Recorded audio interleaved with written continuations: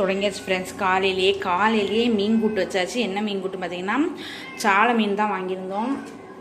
சாலை மீன் கூட்டு வச்சாச்சு. மீனுங்க போச்சு என்ன கிடக்கு பாருங்க. சாலை மீன் கூட்டு மாங்காய் எல்லாம் போட்டு வச்சாச்சு. குழம்பு கொஞ்சம் தான் வச்சிருக்கு. அடுத்தது சாலை மீன் பொரிக்கிறது மசாலா எல்லாம் பரட்டி வச்சுருக்கேன். இன்றைக்கி எல்லாமே கரண்ட் அடுப்பில் தான் சமையல். ஏன்னா கேஸ் கொஞ்சம் லீக் ஆகுது, அதான் சரி பண்ணணும். அதனால கேஸில் யூஸ் பண்ணலை.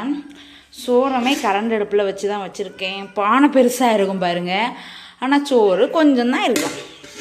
கரண்ட் அடுப்பில் வைக்கிறதுக்கு வேறு சின்ன பாத்திரங்கள் இல்லை. காலையில் எடுத்த காஃபி. இனி பொரிச்ச மீன் பொரிக்கிறதுக்கு இந்த பவுலில் எடுத்து வச்சுருக்கேன். நிதிஷ் என்ன சாப்பிட்டுருக்கான் பார்த்தீங்கன்னா ஆரஞ்சு பழம். அங்கே பாருங்க, சவச்சு துப்பை தான் செய்வான். ஆரஞ்சு பழத்தை தின்ன மாட்டான். ஆரஞ்சு பழம் அவனுக்குன்னு ஒத்தையாக அடத்து ஒரு பாத்திரத்தில் வச்சு கொடுத்துருக்கேன். அவன் ஒன்று ஒன்றா சாப்பிட்டு தெரியான்.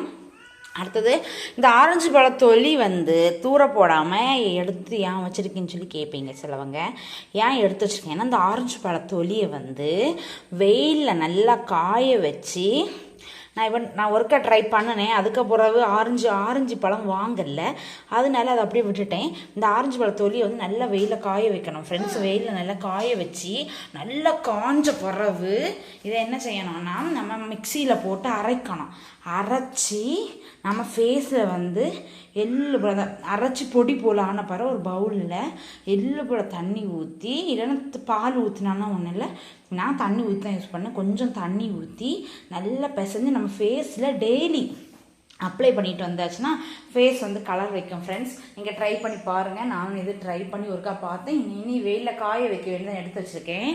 அடுத்தது வலதனங்காய் பொரிக்கணும் ஃப்ரெண்ட்ஸ். அதான் வலதனங்காய் எடுத்துச்சு. புழு இருக்கும் போல் நினைக்கிறேன், கேடு நிறைய. இனி பாத்திரங்கள் எல்லாம் கழுவணும். ஒரு சம்மடு பாத்திரம் சிங்கில் கிடக்கு. காலையிலேயே காலையில் எல்லா வாட்டியும் எலும்புன்னு தான் பாத்திரம் கழுவுவேன். இந்த வாட்டி சரி வேலையெல்லாம் முடித்த பிறகு பாத்திரங்கள் எல்லாம் கழுவலான்னு சொல்லி பாத்திரங்களை ஒதுக்கி போட்டிருக்கேன். இனி எனக்கு வேலைன்னா மீனை பொரிச்சணும், அவ்வளோந்தான்.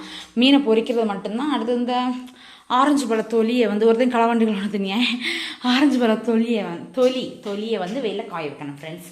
குரங்கு எல்லாமே போயிடுச்சு. குரங்கு ஒன்றையுமே காணாது, எல்லாமே போயிட்டு ஃப்ரெண்ட்ஸ்.